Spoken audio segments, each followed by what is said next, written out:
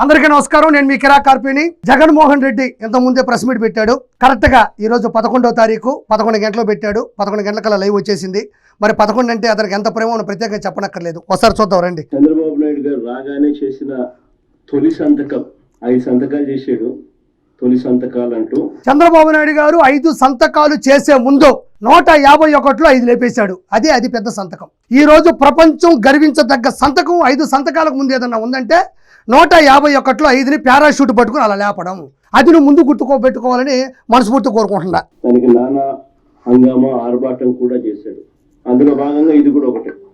ఇప్పుడు జగన్మోహన్ రెడ్డి నానా హంగామా చేయడం, ఆర్భాటం చేయడం అంటే కుప్పంలో వాటర్ ట్యాంక్ తో నీళ్లు పోసి టైట్ క్లోజ్ షాట్ లో కెమెరా పెట్టి మేము నీళ్లు ఇచ్చేసాము అని మీరు డ్యాన్సులు వేశారు చూడు, అది హంగామా ఆర్భాటం. తర్వాత ఏమైంది? వెళ్ళిపోయిన తర్వాత ఆ నీళ్ళన్నీ ఆరిపోయినాయి. జనాలు తెలిసిపోయి మీ మొహం మీద ఉమ్మేశారు.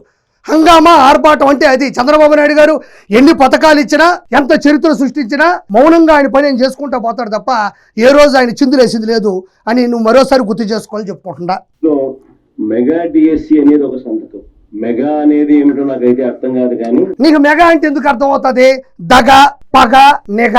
మెగా డిఎస్ అంటే చదువుకున్న వాళ్ళకి అర్థం అవుతుంది. నీలాంటి చదువుకోనోడికి ఏం అర్థం అవుతుంది? చిన్నప్పుడే స్కూల్ టీచర్ని చంప మీద కొట్టినోడు నువ్వు. బలపాలు తినేసి పుస్తకాలు అమ్మేసి పలకలు పగలు కొట్టేస్తే యానించి తెలుస్తుంది మెగా డిఎస్సి అంటే నీకు. జగన్మోహన్ రెడ్డి మెగా డిఎస్సి గురించి మాట్లాడుతూ ఉంటే నిజంగా నవ్వు వస్తుంది.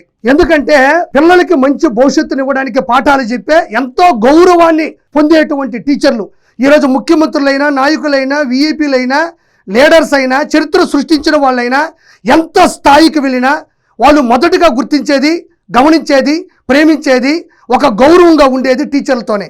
అలాంటి టీచర్లను తీసుకెళ్ళి వైన్ షాప్ ముందు నిలబెట్టి ఎవరైతే వైన్స్ కొనుక్కోవడానికి, లెక్కర్ కొనుక్కోవడానికి వెళ్తారో వాళ్ళందరినీ కూడా క్రమశిక్షణలో పెట్టమన్నటువంటి ఒద్దండు ఈ వ్యక్తి ప్రెస్ మీట్ పెట్టి నేను మెగా డిఎస్సికి తోడ్పడ్డాను కానీ మెగా అంటే నాకు తెలియదు అంటున్నాడు.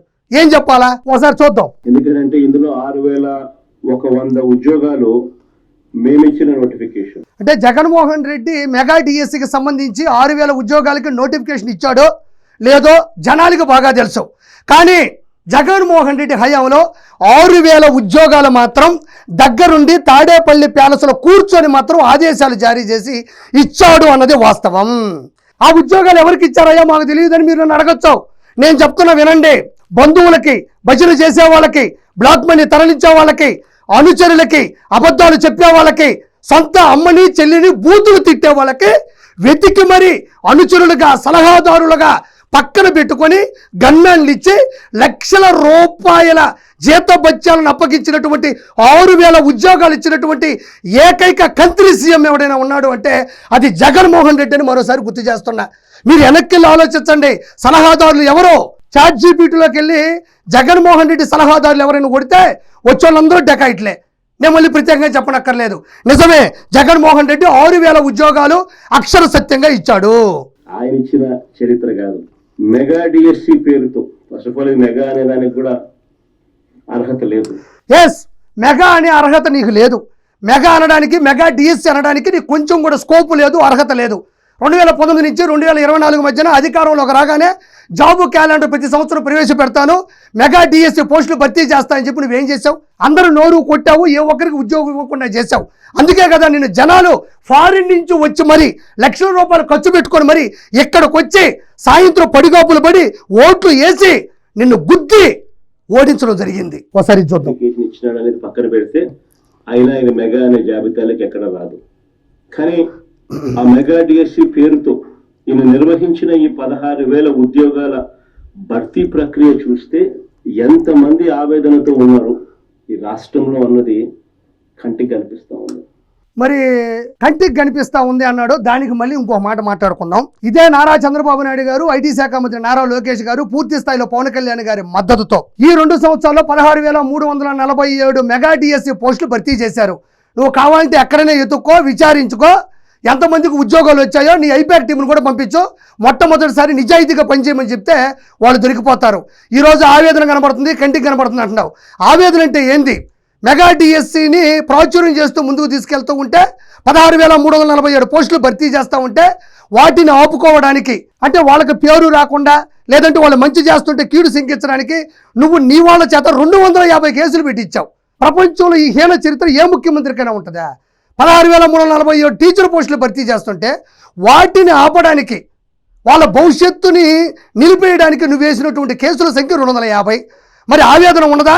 మరి కంటికి కనబడుతుంది అంటున్నాడు.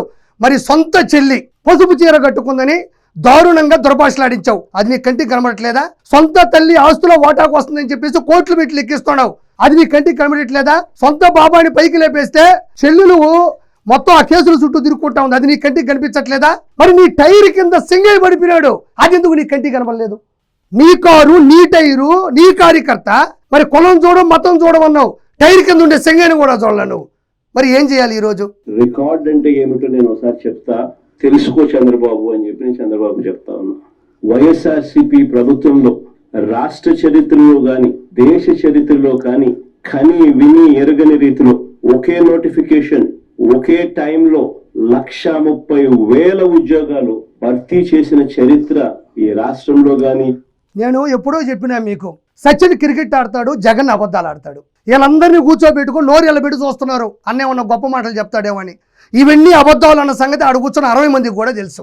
దాన్ని రికార్డ్ అంటున్నాడు. రికార్డ్ అంటే నేను చెప్తాను విను. తల్లికి వందనం, అన్నదాత సుఖీభవ, స్త్రీ శక్తి, దివ్యాంగ శక్తి, ఉచిత గ్యాస్ సిలిండర్లు, అందరినివా జలాలు, అన్నా క్యాంటీన్లు, టిట్కో ఇల్లు, ఆటో వాళ్ళకి అమౌంట్లు, మెగా డిఎస్సి పోస్టులు, టెన్షన్గా పింఛన్లు, పోలవరం పనులు, అమరావతి అభివృద్ధి, Google data centre, in any centre.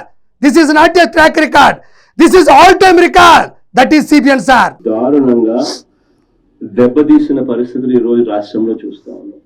Chandrababu Naidu గారిని ఒకసారి గమనిస్తే ఒక అబద్ధానికి, ఓ మోసానికి, ఓ వెన్నుపోటుకి, ఓ దగాకి, ఓ స్కామ్కి, వీటికి చొక్కా ప్యాంటు గన తగిలిస్తే కనిపించేది చంద్రబాబు.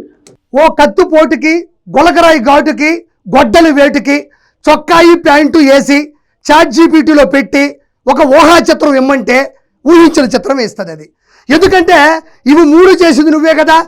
బాబాయిని గొడ్డలి వేటు, బస్సులో కూర్చొని రాయేసి ఇక్కడ తగిలింది, గొలకరాయి ఘాటు, ఎయిర్పోర్ట్లో కత్తిపోటు, నీ జీవితం ఆటుపోటు. మరి కత్తిపోటు, గొలకరాయి ఘాటు, గొడ్డలి వేటు, ఈ 3టికి చొక్కా ప్యాంట్ వేసిగానా ఎవరు అని అడిగితే ఎవరైనా చెప్పేస్తారు, జగన్మోహన్ రెడ్డి.